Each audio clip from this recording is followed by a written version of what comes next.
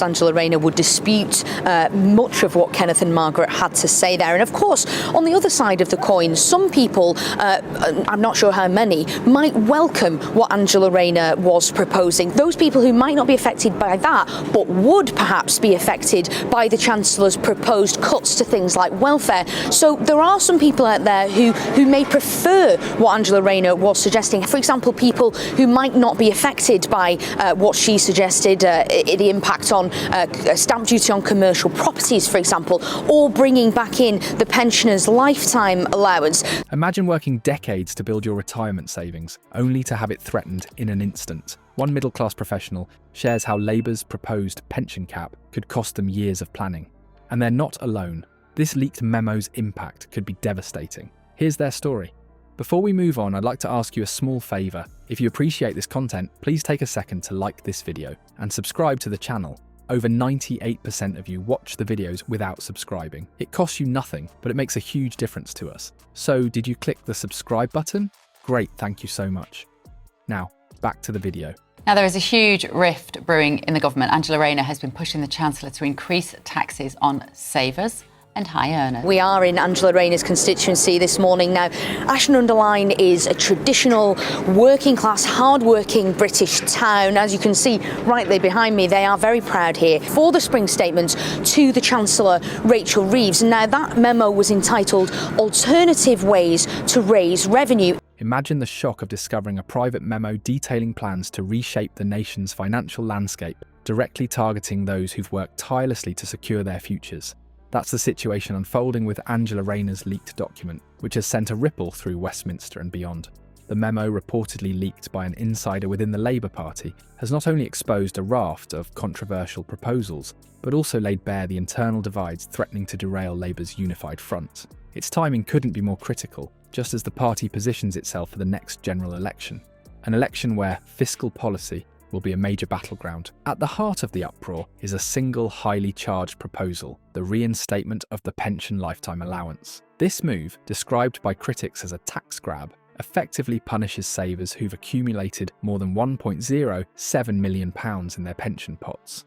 For many middle-class professionals, teachers, doctors, small business owners, this isn't the outrageous wealth of the super rich. Now, we're here this morning in Angela Rayner's constituency, finding out what people feel about this secret memo in which she proposed increase to taxes. In their election manifesto, the Labour Party made certain promises around taxes, and that's something that the Chancellor says she's determined to keep and instead making cuts. We spoke to two local residents, pensioners, Margaret and Kenneth, and they summed up their feelings about the Deputy Prime Minister and the proposed raise to taxes really rather simply. It's the product of decades of disciplined saving and planning for retirement, all now potentially at risk. The allowance scrapped by the Conservatives earlier in the year was controversial in its own right, but its potential return under Labour signals a dramatic shift in approach. Take the hypothetical example of James, a mid-career specialist doctor in his late 40s. With a pension fund approaching the previous lifetime allowance cap, he's already considering whether working harder or taking extra shifts is even worth it if Labour reintroduces steep penalties for exceeding the threshold.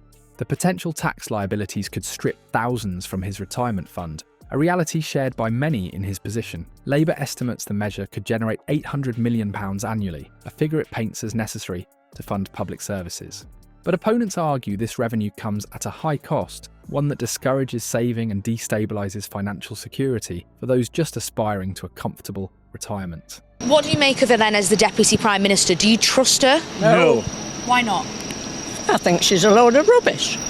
She doesn't do anything for Ashton. Bad enough that we lost his allowance for the heating. Let me ask you then, you said you're both in your 80s. How does it make you feel that the government are essentially targeting things that you've worked for your whole life? Terrible. They could have halved it. If there's two people in a house, you both get it. What they could have done is only one get it. At least you're getting something. It's just like a rabble. I've lost faith in all politics. Even within Labour's ranks, this plan has sparked discomfort. Reports suggest friction between Angela Rayner and Shadow Chancellor Rachel Reeves, indicating deeper struggles over the party's economic direction. Prominent critics like Treasury Committee Chair Mel Stride haven't held back. Stride labelled the plan economically short-sighted, arguing it risks alienating swathes of skilled workers at a time when the NHS and other sectors face staff shortages. But this isn't just about pensions anymore, it's a glimpse into what could be a defining ideological conflict within Labour itself, one with significant implications for savers, investors, and Britain's future policies. What if the rules safeguarding family wealth and investments could simply disappear? That's the reality suggested by Labour's leaked memo, which outlines plans to abolish inheritance tax relief on AIM shares and scrap the £500 tax-free dividend allowance, fundamentally altering how wealth is preserved and passed down.